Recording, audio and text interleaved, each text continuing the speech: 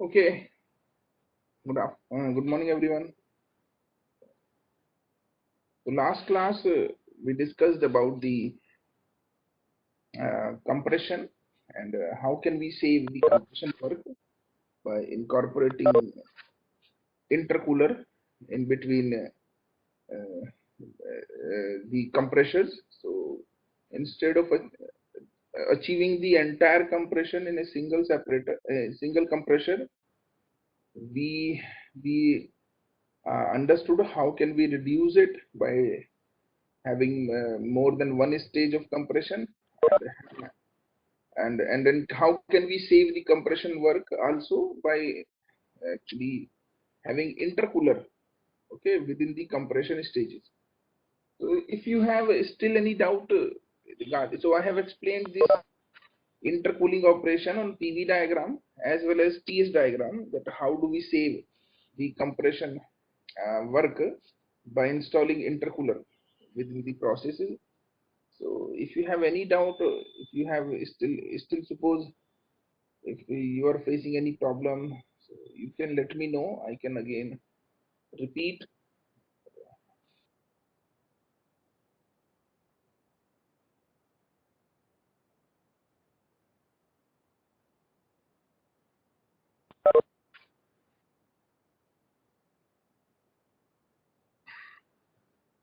Okay, no doubt. So let us move ahead. This is the last section of this discussion. After that, we'll start solving numericals based on the gas compression. So in this last section, there are some other methods also to determine the compression work. So these methods will be discussed here today. So first is actually the analytical approach. Okay. So in analytical approach, what we have seen so far, this is the one. So this is the equation, energy equation, which we have already used many times. Okay. So the same equation I am again using here, and this work which we are actually so from the work I have taken on the left hand side, and this component of the work which is the actually friction for the work lost against friction is on the right hand side. So this work component which will be on the right hand side in negative form, I have taken this in left hand side. So the same work, if you want to determine work from P1 stage to the higher pressure, suppose P2, so I can integrate this. But to simplify this further, it is assumed that the friction, this kinetic head and the potential heads are suppose negligible or they are minimum. So the same formula can be reduced in this form. And the work lost against friction is also very minimal. So we can actually neglect these three terms. So I have done the same, that if we neglect this, then the equation can be written in this form. Now suppose if you are having isentropic, the same expression can be reduced in this form.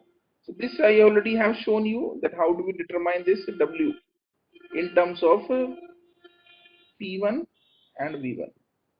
So this I have already shown you. So the same analytical approach I have used here to determine this work done. But this before this we were discussing about the determination of the work done in MKS units. So here actually what we are doing, I'm actually determining the same work in terms of same work and the indicated horsepower in the oil field units.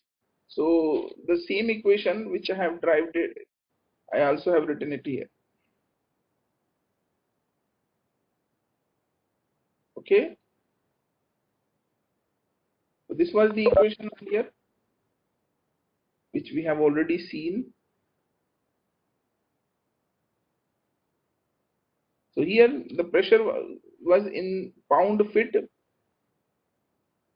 pound force per foot square, then volume is in feet cube per pound mass.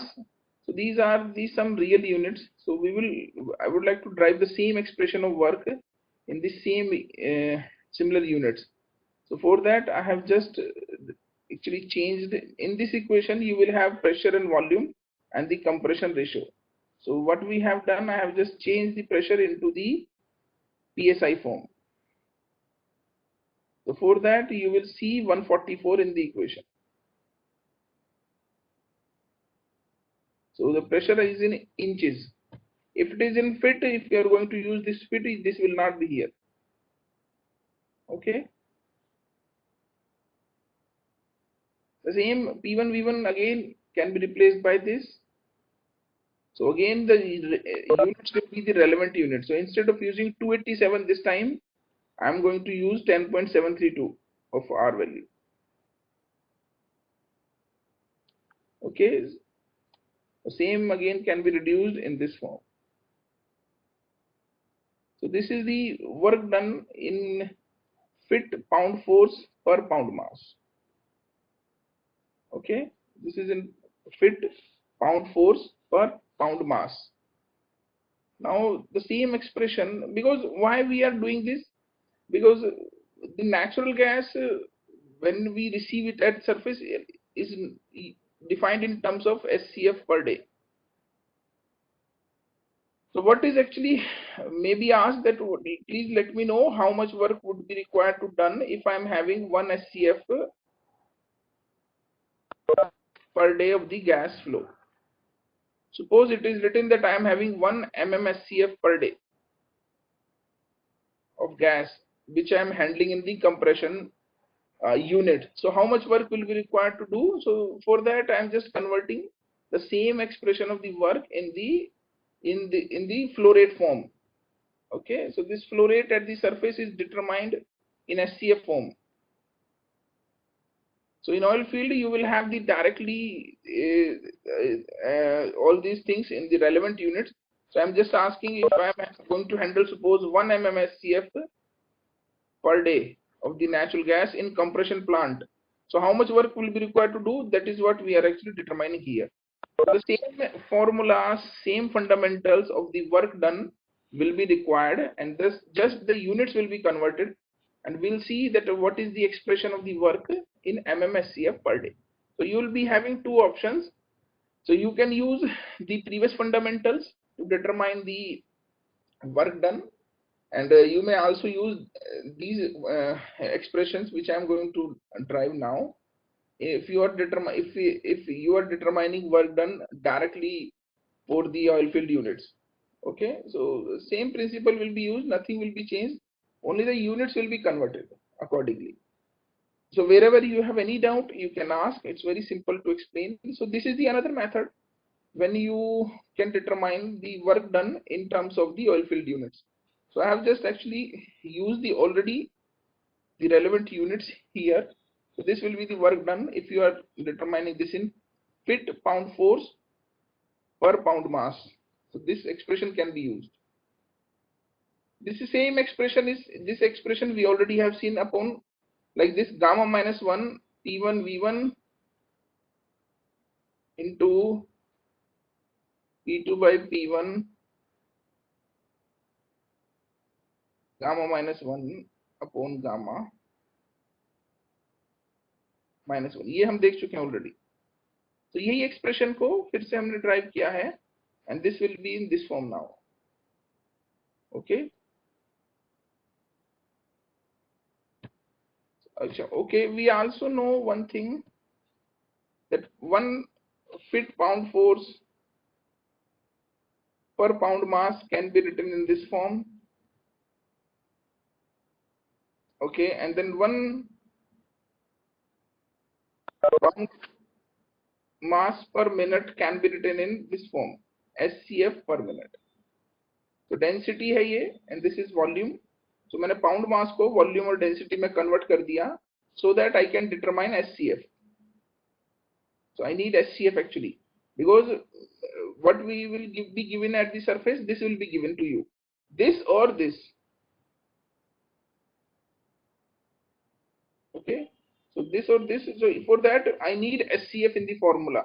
So what I have done, I have just reduced this in this form first. So work done, I have reduced first in this form.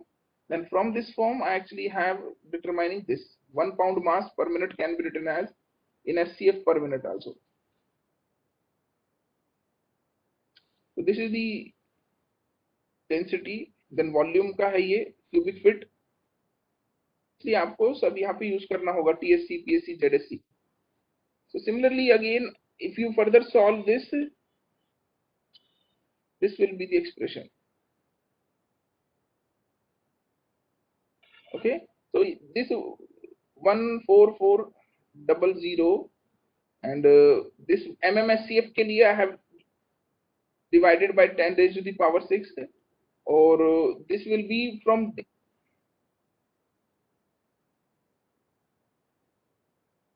yes, Amir has asked something. Sir, lag aa raha hai. Again, Amir, I would again suggest every one of you, these slides are already with you. Please go to them. I don't know what's the problem with the internet. So we have, I think, internet issues. So I ask you to go to the slide where I have started the this analytical work done. So then we can exactly match. Please open those slides also.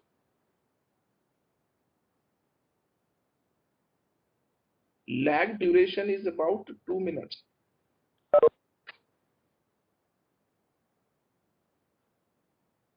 अच्छा 2 minute का lag duration आ रहा है,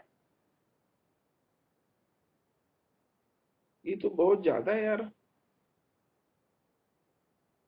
oh my God, उसमें तो नहीं समझ में आएगा आपको.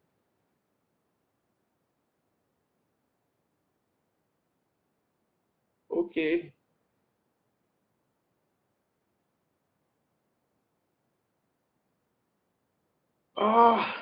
That is very difficult. कैसे कर सकते हैं?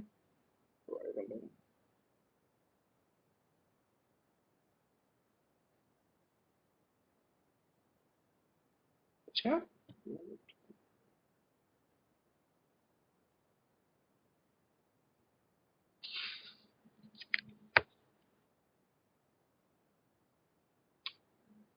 अनुराग, yes, I got your point.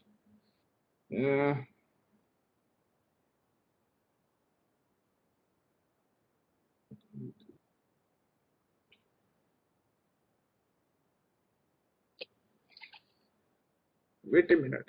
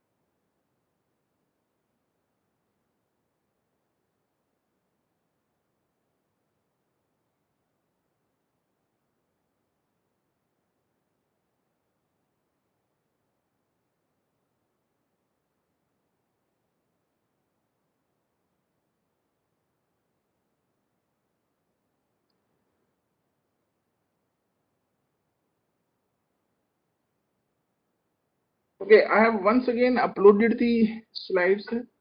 Can you see these slides now? Is this slide visible to you?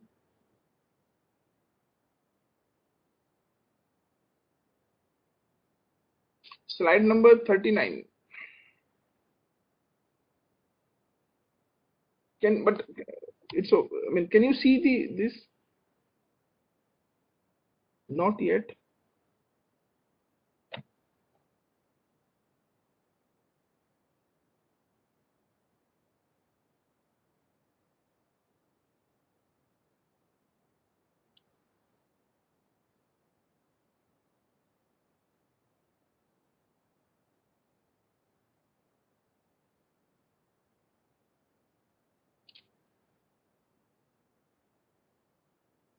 Okay. So, then I'll ask. So I have done actually. I have done some annotations. Can you see the annotations now? No.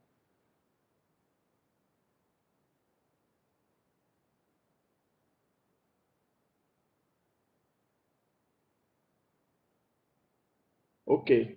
Now you can see, huh? So I'll be now careful. I'll go very slowly. Okay. Okay. Good.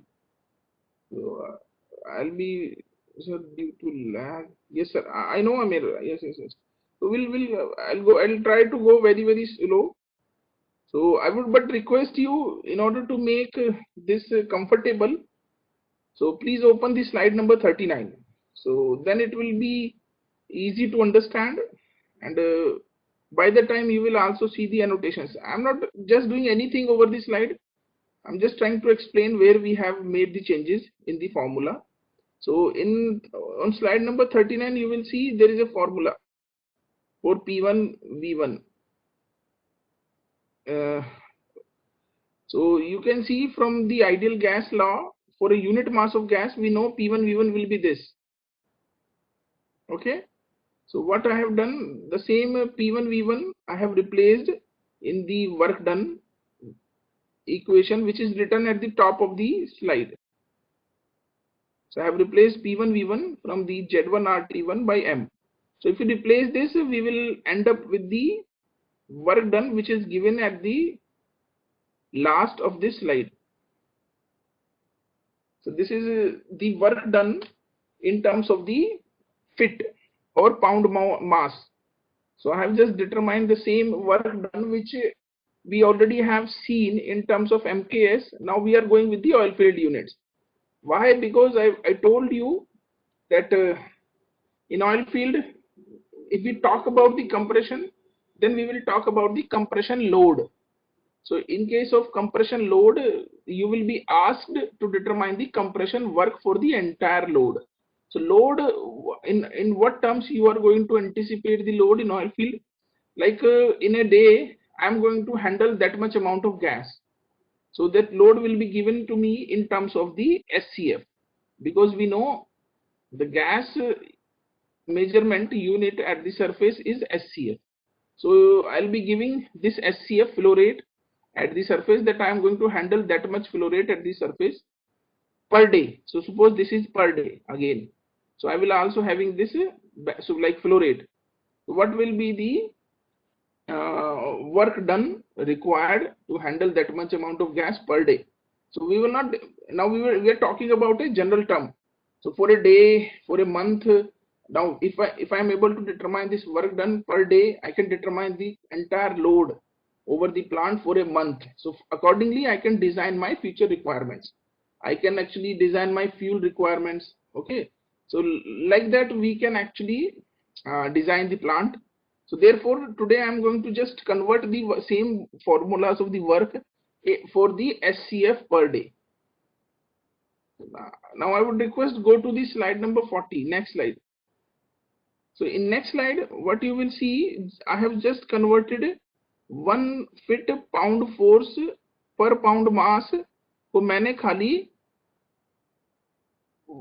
क्या किया है, MMSCF per day में convert किया है. So see this conversion, I have just first written the 1 fit pound force per minute. Minute से दोनों तरफ divide कर दो, तो जो नीचे पाउंड मास पर मिनट है ना, that can be further reduced to SCF per minute by using density.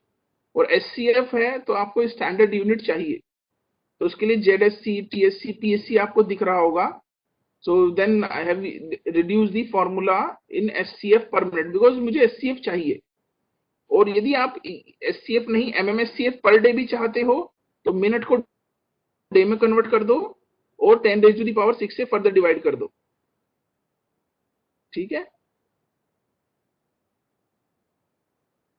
और इधर डे कन्वर्ट करने पे 1440 आपको दिख रहा होगा और नीचे 10⁻⁶ भी दिख रहा है मुझे. ठीक है.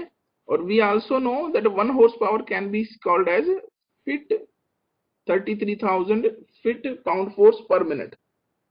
तो जो आपके पास फॉर्मूला है ना, ये जो सबसे ऊपर है जिसको आपने मिनट से डिवाइड किया है ऊपर. ठीक है. नाउ अपर साइड न्यूमरेटर में you will be able to see fit pound force per minute, that is the unit of power, and the denominator में you will be able to see the unit of flow rate. ठीक है. तो मैंने उसी को convert करके इस फॉर्मूले को MMSCF पर डे में रिड्यूस किया है. So Amir, whatsoever I have discussed now, is it comfortable if we go like this? Okay, then go to slide number 41. So the same 1 fit pound force per pound mass जो हमारे पास था उसको हम ऐसे लिख सकते हैं, क्योंकि ऊपर जो था ना फिट पाउंड फोर्स पर मिनट को मैंने हॉर्स पावर में लिख दिया और नीचे पाउंड मास पर मिनट था उसको मैंने MMSCF पर डे में लिख दिया. जस्ट यूनिट्स के साथ आपको थोड़ा खेलना है एंड कन्वर्जन करके then you can reduce the same formula in terms of horsepower. Second line on slide number 41, horsepower upon MMSCF per day.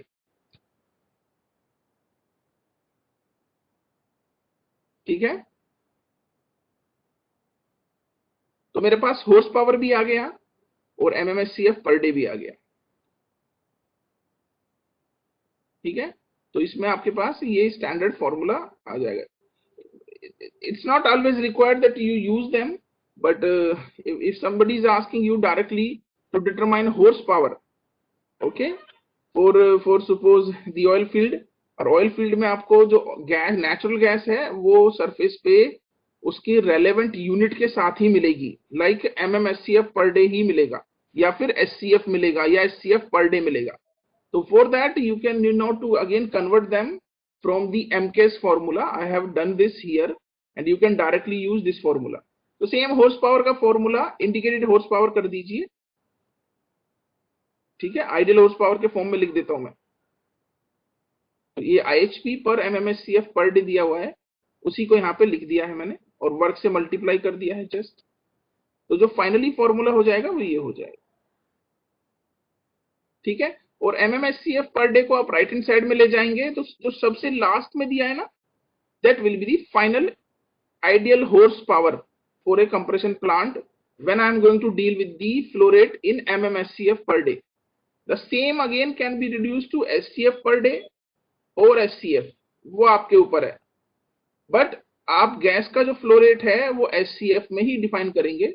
So for that I have just reduced the expression of the work in terms of the MMSCF per day. तो यही same formula जो पहले हम देखते आ रहे थे ना MKS के लिए P1 V1 वाला जो फॉर्मूला था, उसी को जस्ट मैंने हॉर्स पावर में और वर्क डन में रिड्यूस किया है for the MMSCF per day. तो ये आप चाहो तो डायरेक्टली याद कर सकते हो, otherwise every time you have to reduce this in the relevant oil field conversion. So you need not to convert it.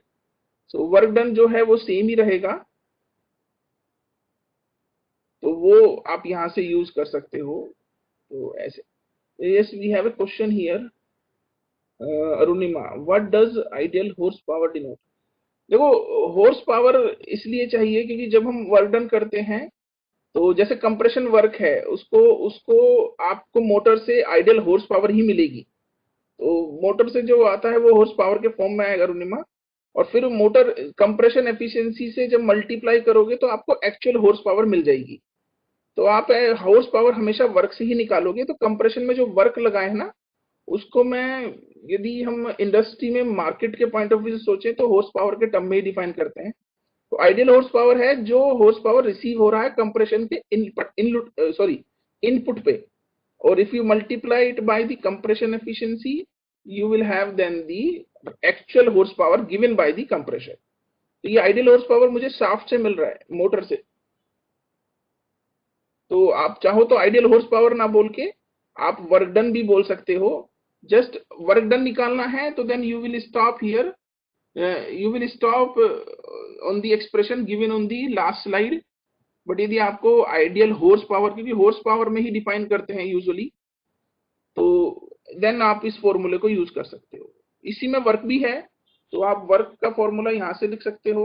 और यदि वर्क डिफाइन करना है तो ऐसे डिफाइन कर दो, और हॉर्स पावर के लिए जस्ट उसको रिड्यूस कर दो बाय यूजिंग फ्लो रेट। तो हॉर्स पावर में भी लोग डिफाइन करते हैं कंप्रेशन, तो इसलिए मैंने उसको रिड्यूस किया है। और वैसे भी आपको दिखाया था मैंने, indicated horse power, overall efficiency, break horse power, तो ये सब इसमें काम आते हैं ये वर्ड्स। और ये एक्चुअली इनके रेलेवेंट, आप ऐसे बोल सकते हो, जब इनको सेल करते हैं तो इसी यूनिट्स में डिफाइन भी करते हैं कि आपके पास जो कंप्रेशन है उसे हॉर्स पावर कितना मिलने वाला है, कितना हॉर्स पावर लगेगा, इससे पता चल जाता है कितना वर्क लगने वाला है। तो इसलिए इन सब का यूज रहेगा। जैसे आप ऐसे भी बोल सकते हो कि मार्केट में कोई भी आप लेने जाओगे तो आप ऐसे नहीं बोलोगे भैया ये कितने किलो जूल देगा। तो सिंपल सी बात है, आप हॉर्स पावर में पूछ लो कि कितने वाट में काम करेगा। जैसे पावर में पूछने जाते हैं बल्ब के लिए, ऐसे ही सिमिलरली हॉर्स पावर हम मोटर्स में, डायनामोमीटर्स में हॉर्स पावर कितनी है भैया इसकी, इस उसी लैंग्वेज में we have reduce the same expression in ideal horsepower। So that is the power given to the compressor at the inlet point, और उसकी एफिशिएंसी से मल्टीप्लाई कर दोगे तो आपको एक्चुअल पावर मिलेगी कंप्रेशन यूनिट से। So this formula is very useful to understand what will be the horsepower from the compression। तो इसमें कहीं डाउट है तो बताओ, I will again repeat, because मैंने सेम एक्सप्रेशन को जस्ट रिड्यूस किया है in terms of the flow rate. और फ्लो रेट यहाँ पे देखो QSC है स्टैंडर्ड में, ठीक है। और ये PSC TSC रख दोगे ना भी तो और ये चेंज हो जाएगा। तो मैंने वो सब यूज नहीं किया है, आप यूज कर सकते हो। Same expression will further reduce in terms of the T1 and QSC।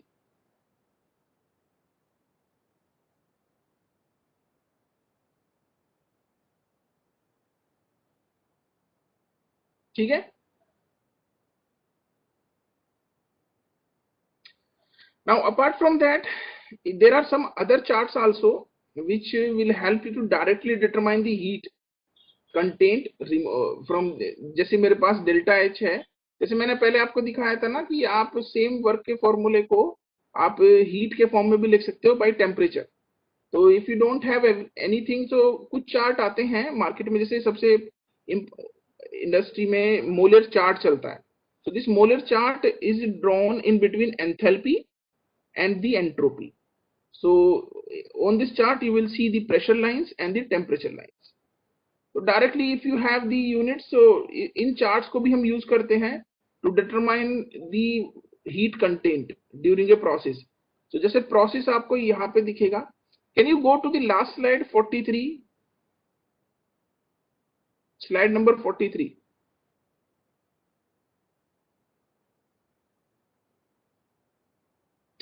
So in slide number 43, see the first scheme।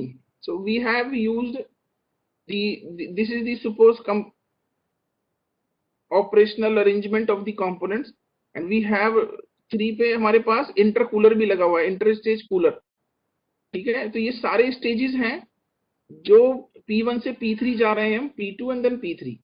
तो stage 1, stage 3, stage 2।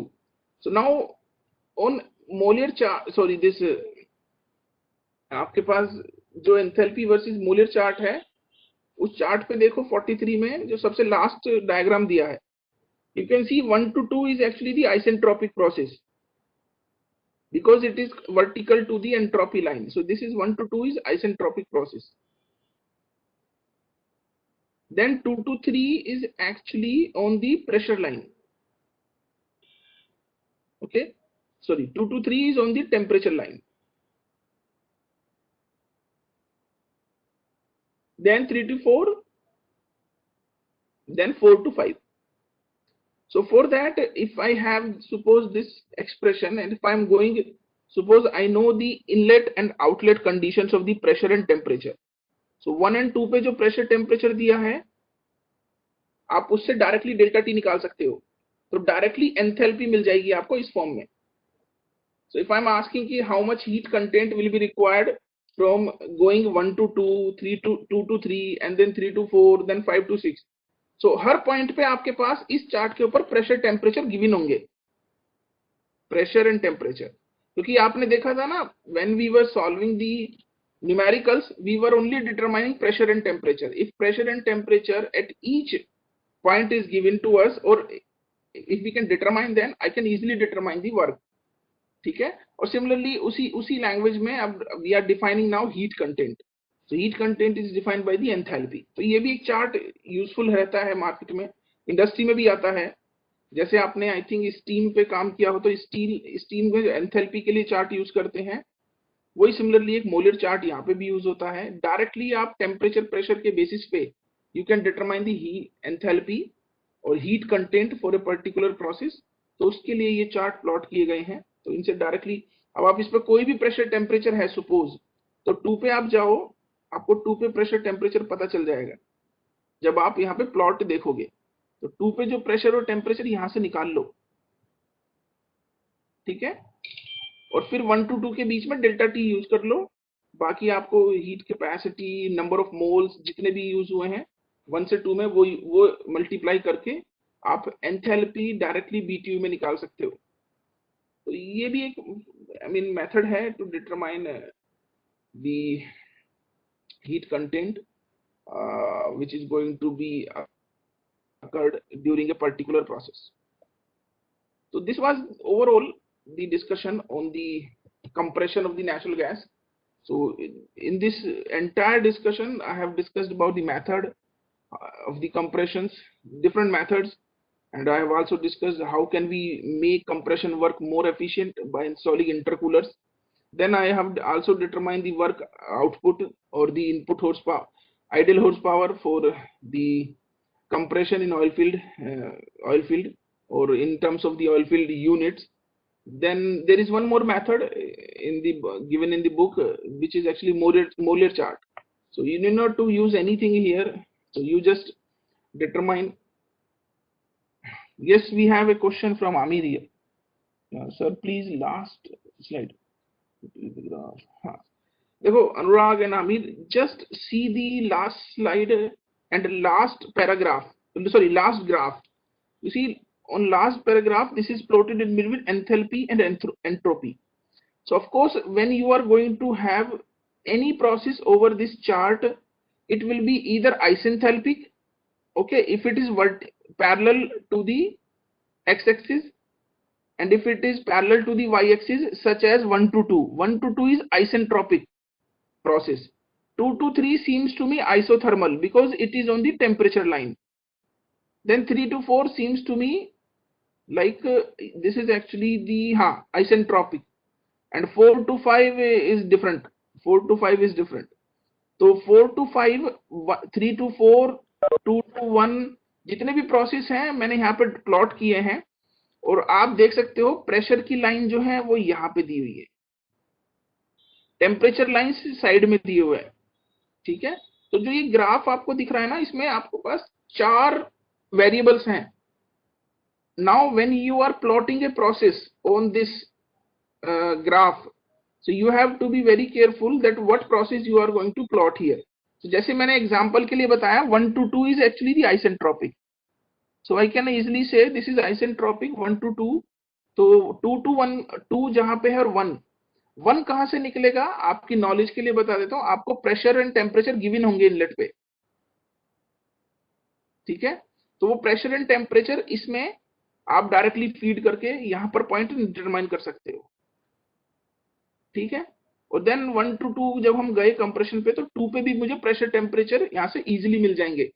Then 2 to 3, 3 to 4, तो यहाँ पर जो है ना आपके पास 2, 4 पे जो प्रेशर एंड टेम्परेचर आप डिटरमाइन कर रहे हो 2, 4, 3, 5 पे, you need not to use the every time the formula, like जैसे हमने यूज किया था 2 है, T2 is equal to T1 R raise to the power gamma minus 1 upon gamma, different सारे फॉर्मूले यूज किए थे आपने। आइसेंट्रोपिक है, आइसोबारिक है या आइसोचारिक है, तो हम प्रेशर टेम्परेचर कैसे निकालते हैं उनके रेलेवेंट फॉर्मूले से। बट एक अदर मेथड है, बहुत ही सिंपल टेक्निक है, आप जस्ट 214 पे इस ग्राफ से प्रेशर टेम्परेचर निकाल लो, और जब आपको प्रेशर टेम्परेचर मिल जाएगा हर पॉइंट पे, तो देन आप तो फिर इजीली कोई भी चीज निकाल सकते हो, वर्क निकाल सकते हो, हीट कंटेंट निकाल सकते हो, ठीक है। और कंप्रेशन, हाँ, देन उसमें वर्क जो है मास, सॉरी, फ्लो रेट के टर्म्स में भी निकाल सकते हो, टी टेम्परेचर के टर्म्स में, जैसे मैंने दिखाया था ना MR T1 माइनस T2, तो वो भी मैं निकाल सकता हूँ इजीली। तो इसीलिए इसमें कुछ नहीं करना है आपको, 1 से 2, 2 to 3, 3 to 4, 4 to 5 प्रेशर को, वो प्रोसेस को डिफाइन करना है एज पर इट्स कैरेक्टर, और उसके बाद 2 पे जो पॉइंट है वो इजीली निकाल लो प्रेशर टेम्परेचर, 4 पे भी, और फिर साइड में जो वाई एक्सिस पे एंथैल्पी दिया है ना, उसका फॉर्मूला मैंने अभी आपको दिखाया था, कुछ नहीं है, हीट कंटेंट है, तो ये फॉर्मूला है। 42 स्लाइड पे देखो जाके, स्लाइड नंबर 42, आपके पास NH2 माइनस H1 दिया है, तो H2 और 2 और 1 पे जो भी मेरे पास प्रेशर टेम्परेचर आए हैं, मैं डायरेक्टली यहां से हीट कंटेंट निकाल सकता हूँ, ठीक है। ऐसे कर लीजिए। जैसे आपके पास, मैं एक एग्जांपल दे देता हूँ, आप सपोज आइसेंट्रोपिक कंप्रेशन तो जानती ही है, एडियाबैटिक, 2 से 1 तक गए, तो मुझे T2 बताओ कितना आएगा। T2 आता है सपोज T1, ब्रैकेट में है R raise to the power gamma minus 1 upon gamma, तो मैंने T2 निकाल दिया, और T2 का जो पॉइंट है इस पे ढूंढ लिया, वो रहा, ये रहा। फिर मैंने P2 निकाल दिया, यहां से P2 भी निकाल दिया, P2 ये रहा। अब दोनों जो है 1 to 2 मुझे पता चल गए, I am also drawing the line here on the chart, and 1 2 पता चल गए। अब 1 और 2 के बीच में W डायरेक्टली निकाल, तो हीट कंटेंट कितना है इस ग्राफ से, ठीक है। तो इसलिए ये चार्ट बहुत यूजफुल रहता है, इसमें खाली आपको प्रेशर एंड टेम्परेचर की वैल्यूज डिटरमाइन कर लो, और डायरेक्टली मोलर चार्ट से आप एंथैल्पी निकाल सकते हो। तो दिस इज जस्ट, आपको डायरेक्टली कन्वर्ट करके देता है ये इस तरफ, तो इसको बोलते हैं एंथैल्पी एचएस डायग्राम, इसको बोलते हैं एचएस डायग्राम। तो ये सिमिलर टू जैसे आपने देखा था ना, पीवी, टीएस, सिमिलरली एक नया डायग्राम है HS diagram, enthalpy entropy diagram. तो इसमें एडवांटेज है that you need not to apply anything, कोई फॉर्मूला मत लगाओ, डायरेक्टली आप यहाँ से निकाल सकते हो if you know the pressure temperature values, ठीक है। So these were some of the methods to determine the work during a compression और एनी अदर प्रोसेस। तो इसमें और मैंने सारा डिस्कशन किया है in terms of the intercooling में भी, एनालिटिकल अप्रोचेस भी डिफाइन किए हैं, ऑयल फील्ड में कन्वर्जन भी शो किया है। So if you have any doubt regarding anything, you can discuss with me. Because theory in compression is over, gas compression. Now I think today and tomorrow we'll solve some numericals, and these compression numericals are very advanced numericals. So I would request you please uh, solve them seriously, क्योंकि 18th को जो आपका quiz है उसमें भी वो होंगे, और एग्जाम में भी आते हैं। और इंडस्ट्री में कंप्रेशन नेचुरल गैस हो या किसी और मीडियम से आप कर रहे हो, सेम फंडामेंटल्स अप्लाई होते हैं। So this is very important subject, तो इसलिए इसके न्यूमेरिकल्स करे बिना आपको कुछ समझ में नहीं आएगा। तो प्रोबेबली टुडे हम पूरा न्यूमेरिकल सेशन ही करेंगे, और अभी तो 15 मिनट बचे हैं, और कल भी हम न्यूमेरिकल ही करेंगे। But before starting the discussion on numericals, if you have any other doubt, you can again ask. I can repeat.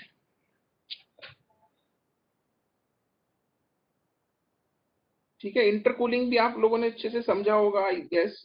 नहीं समझ में आया है तो मैंने बोला था आप उसको पढ़ लीजिए स्लाइड्स को, जहां से समझ में नहीं आएगा you can ask me again.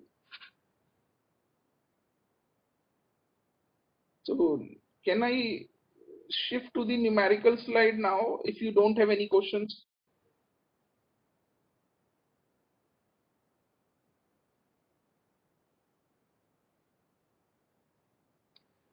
Okay. Now see the first numerical carefully. These two numericals are based on the natural gas usage. ठीक है, जैसे compress, this first numerical compression ignition engine है ये, ठीक है, compression ignition engine working on the dual cycle. तो एक cycle में कंप्रेशन के थ्रू हम इंजन को यूज कर रहे हैं, दूसरे में आइडियल साइकिल है फॉर कंप्रेशन इग्निशन इंजन। तो पहले आप फर्स्ट न्यूमेरिकल देखो।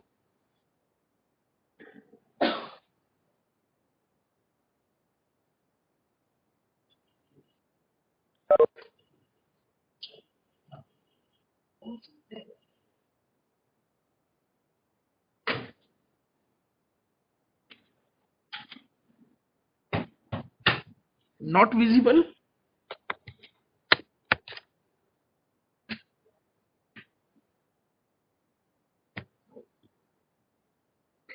Okay. So see the first question carefully.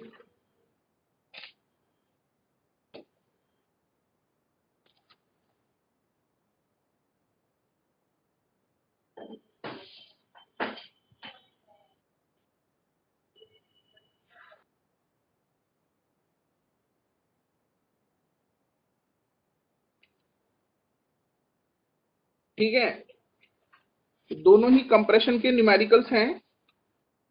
जो फंडामेंटल्स मैंने बताए हैं, डिस्कस किए हैं, you already have the slides, try to apply them, और जहां पे समझ में नहीं आएगा I will help.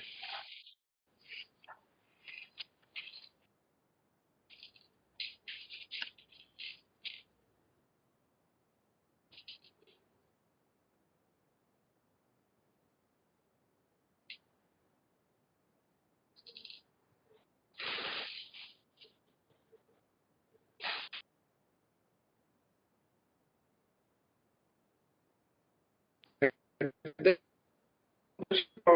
cylinder is full of air, pressure दिया हुआ है, टेम्परेचर दिया, at constant pressure continues for 4% of the stroke, the maximum cycle। अच्छा, ये भी क्वेश्चन है।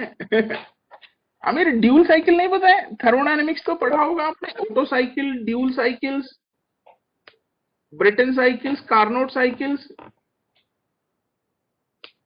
ये तो आई थॉट कि ये तो जस्ट साइकिल्स हैं जिसमें हम कंप्रेशन यूज कर रहे हैं। हाँ, ऐसी ड्यूल साइकिल है, होती है एक, तो उसमें कंप्रेशन हो रहा है। तो I am not going to talk about the cycle, क्योंकि ये तो सब थर्मोडायनेमिक्स में होता है ऑलरेडी डिस्कस। तो I am just discussing the compression, और मेनली कंप्रेशन पे ही हम फोकस करेंगे। तो कंप्रेशन जब हो रहा है तो आपको सोचना है कि कैसे कैसे चीजें जो उसमें आ रही हैं थ्रू द न्यूमेरिकल। हाँ, जहां पे कोई साइकिल का फंडामेंटल आएगा which is related to the cycle usage, I will discuss this also. बाकी देखो, थर्मल एफिशिएंसी पूछा है, वर्क डन पर साइकिल पूछा है, और मीन इफेक्टिव प्रेशर पूछा गया है। ये न्यूमेरिकल मैंने पहले भी आपको ऐसा कराया था। Just think of this and then start. जहां पे भी मैं हेल्प करूंगा आपको।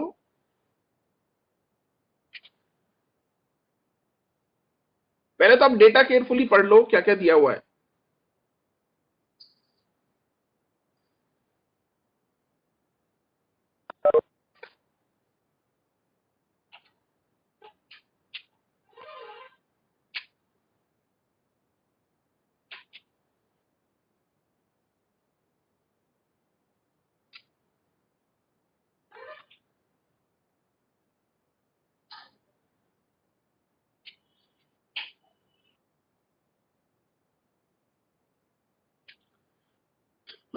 आपके पास देखो कंप्रेशन रेशियो भी दिया हुआ है, आपके पास इनिशियल में P1 T1 भी दिया हुआ है, ठीक है।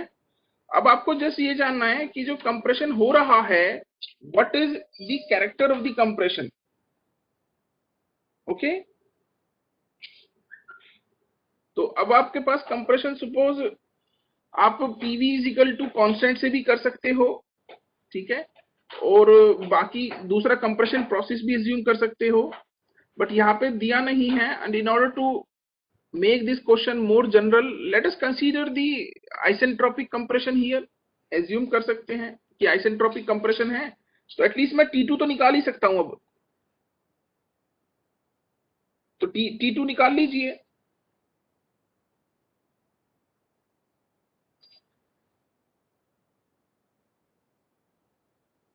If it is isentropic, I can determine replace the pressure, क्योंकि मेरे पास क्या क्या दिया हुआ है, टेम्परेचर सॉरी T1 P1 मिला हुआ है, एंड देन कंप्रेशन रेशियो भी दिया हुआ है 8. Yes Jindal, I have a doubt. हाँ बोलो जिंदल.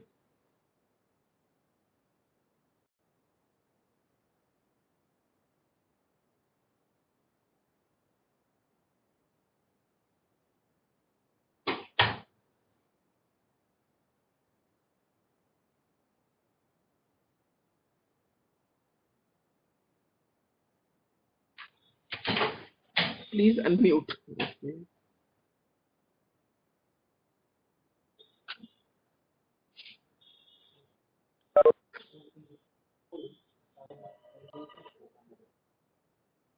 वो अब चुप तो नहीं रहा. ठीक है, wait minute Jindal.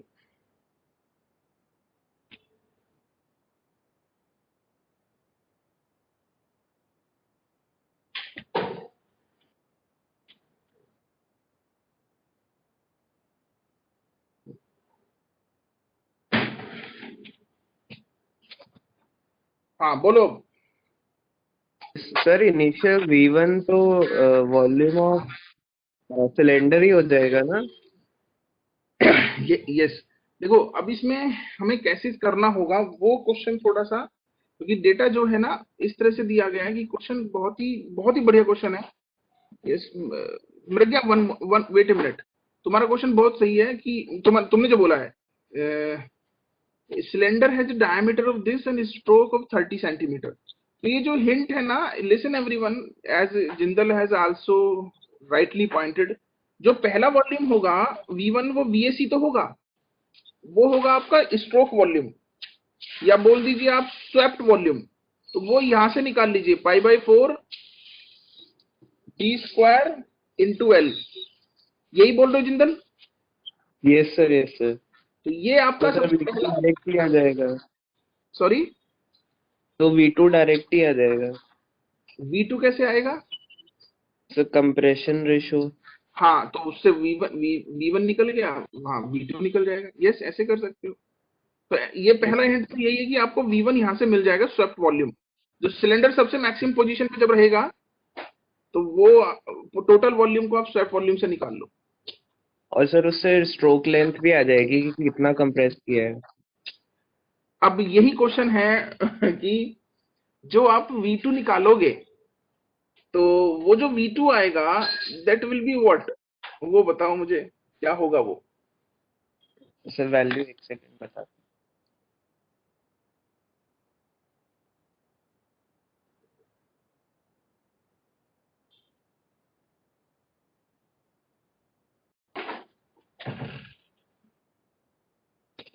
Yes Mrigya said what's the value of gamma. Actually हमने आइसेंट्रोपिक कंप्रेशन लिया है मृग्या, तो आप 1.4 ले लो gamma. Please I request everyone to participate. These two questions are lengthy हैं, प्लस टाइम टू टाइम आपके फंडामेंटल्स को चैलेंज करेंगे, एंड आपको हर जगह कुछ ना कुछ समझ में आएगा. तो थोड़ा समझो इसको क्या हो रहा है. हाँ मैंने एज्यूम किया है 1 to 2. सर 1 से 2 में. हाँ आमिर, इट्स आइसेंट्रोपिक एज्यूम कर लीजिए क्योंकि कंप्रेशन की डिटेल्स नहीं दी हैं. So let us make this more question more interesting. Instead of considering like isothermal compression we will consider this isentropic. तो अनुराग ने दिया है V1 9.424 लीटर सिलेंडर वॉल्यूम. हाँ यस सर. ठीक है, 9420 आ रहा है मेरा, 9420 सेंटीमीटर क्यूब. ये सर वो 9.425 10⁻³ की मीटर क्यूब है. ठीक है, बट अच्छा अब यहां से जो ये V1 आ गया, ठीक है, ये जो V1 है दैट इज एक्चुअली दी जैसा उसने बोला जिंदल ने, that is actually the swept volume, इसलिए ध्यान रखना that is actually the swept volume. ठीक है, यस अभी भी जिंदल, यस सर। हाँ that is actually swept volume. बार बार बोल रहा हूं मैं, आपको अभी भी V1 नहीं मिला है। ओके समझ हाँ जी नहीं समझ में आया? सर, मतलब इनिशियली भरा हुआ है तो वो इवन ही हुआ ना। नहीं नहीं नहीं, वही तो बार बार बोल रहा हूँ, इनिशियली भरा हुआ है बट उसने मुझे टोटल लेंथ नहीं दी सिलेंडर की। पढ़ते क्यों नहीं data? Stroke volume. Stroke volume क्या होता है? जितना सिलेंडर इनिशियल से एंड तक जाता है और फिर उसे उल्टा आता है ना, हाँ जी सर। तो ये तो एंटायर लेंथ तब एज्यूम कर सकते हो आप जब आपको वीसी मतलब क्लियरेंस वॉल्यूम जीरो कर लो। Am I making point for everyone? This is not the entire length of the cylinder so that it will not be V1। उसने दिया है हमें स्ट्रोक वॉल्यूम, तो इसलिए इसको बोलोगे आप स्वेप्ट वॉल्यूम, कि जितना स्वेप्ट कर सकता है सिलेंडर अपनी मैक्सिमम कैपेसिटी से वो मैंने निकाल लिया, क्योंकि लेंथ उसने एल दी है, नॉट की लेंथ ऑफ सिलेंडर दे दी है। तो ये स्वेप्ट वॉल्यूम होगा। So I'm giving you hint now. If you want to know V1, V1 will be equal to swept volume plus clearance volume, नहीं होगा? अब ये मैं आपको वहां से दिखा सकता हूं जो मैंने आपको स्लाइड दिए थे कंप्रेशन वाले, उसमें जाओगे आप तो स्लाइड नंबर बोल देता हूं मैं आपको just.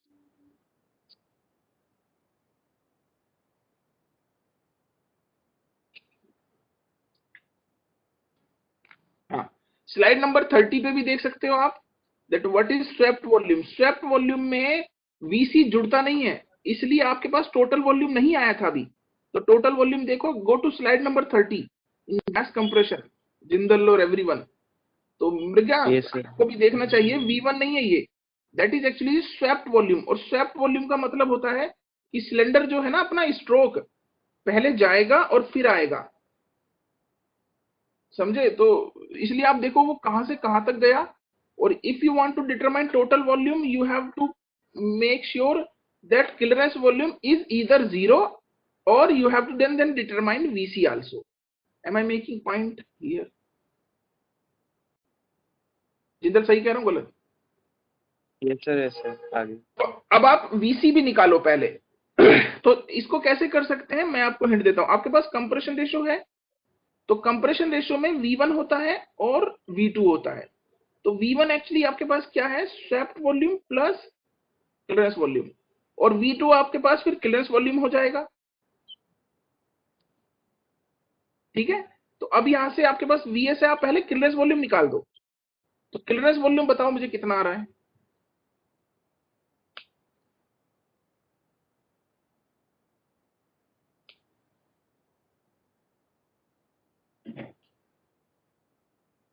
Tell me the clearance volume. Sir V2 clearance volume होगा। क्योंकि सिलेंडर स्वेप्ट करके वहीं तक टच करके उल्टा आ जाता है, टच वहीं तक कर रहा है, तभी तो मैंने V2 को क्लियरेंस वॉल्यूम लिया है, तभी तो मैं यहां से VC निकाल सकता हूं। क्योंकि V1 फिर से देख लेते हैं, V1 को मैंने लिया है स्वेप्ट वॉल्यूम प्लस, देखो इसमें देखोगे आप स्वेप्ट वॉल्यूम मेरा, तो स्वेप्ट वॉल्यूम मैंने टोटल लिया है। तो उसके बाद जहां सिलेंडर पहुंच जाता है वहां तक जब वो रुक जाएगा तो वो वीसी को छोड़ देगा, क्लियरेंस वॉल्यूम को छोड़ देगा। तो दैट इज एक्चुअली V2। यहीं तक तो वॉल्यूम रिड्यूस हुआ है, और कोई तरीका ही नहीं समझने का इसको वरना। तो वो आप निकाल के देखो वो कितना आ रहा है। हाँ, 1346 सेंटीमीटर क्यूब। अब इसमें आप चंद्रहास और आमिर वीसी जोड़ दो, वो सॉरी वीएस जोड़ दो, 9420। तो मेरे पास जो V1 आएगा ना that will B actually 10,766 centimetre cube आएगा। अब ये क्वेश्चन मोर रियलिस्टिक भी हो गया, इसमें क्लियरेंस वॉल्यूम भी ऐड हो गया, that will be your first V1। ठीक है,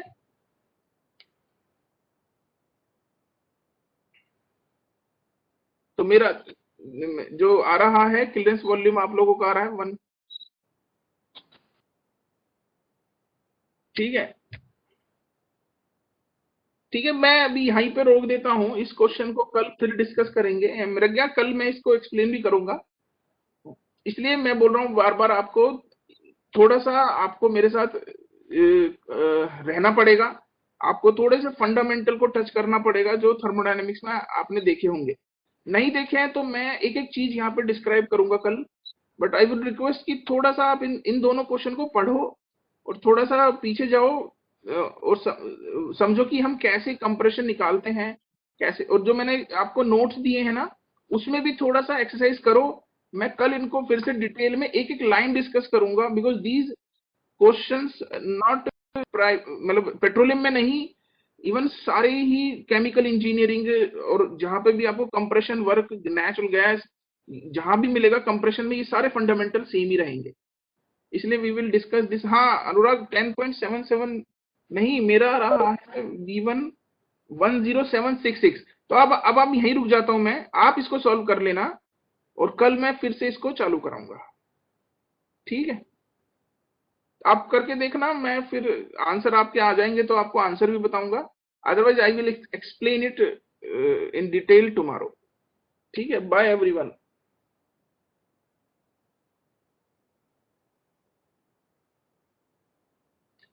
okay, so I have a class at 12:45, so I will meet you now tomorrow. Bye everyone.